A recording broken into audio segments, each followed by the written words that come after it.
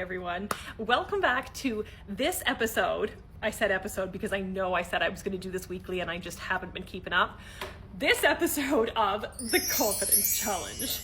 Yeah, so from now on, I don't know if I'm going to be able to do the weekly, but I am going to continue to keep doing these. So this is episode 3, and if you guys are sitting here going, what is she talking about?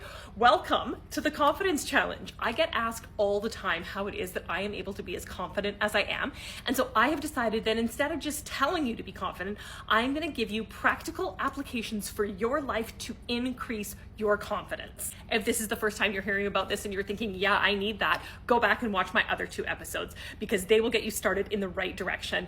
Number 1 was learning to not say sorry all the time. And number 2 was getting comfortable with having disagreements and it not needing to be a massive issue and a massive conflict, but just voicing your opinion. Okay, so this episode is going to be not explaining yourself. So this is along the same lines as the last one, where we're going to do something that feels a little bit uncomfortable, but we're going to express how we feel.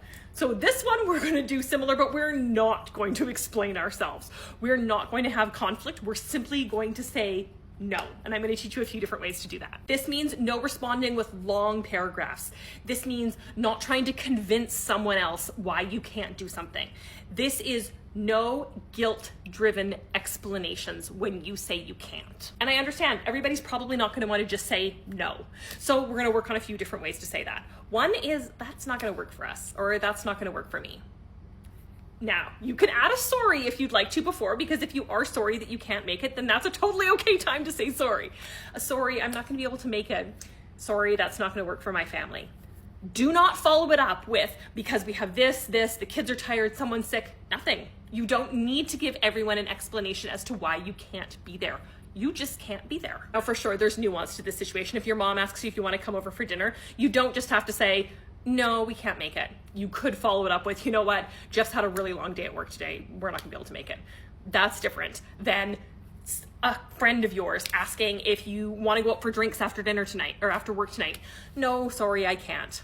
That's fine. You don't have to explain all the reasons why. This is especially helpful for those situations in like a workplace setting where you're being offered an opportunity to do extra work, but perhaps no extra pay. You can just say, oh, sorry, that's not gonna work for me. No thanks, I can't do that. Thanks for the opportunity, but I can't. Totally fine. We don't need to explain I'm working on this and this and this, and they're already taking up so much of my time and I need to concentrate on helping so-and-so learn how to do this. No.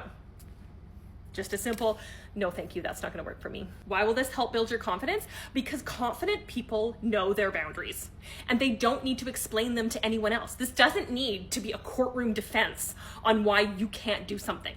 Your word is enough. Simply, I can't. I've simply stated a boundary for myself. So there you go. Go out there with confidence and say no without giving a big, long explanation as to why.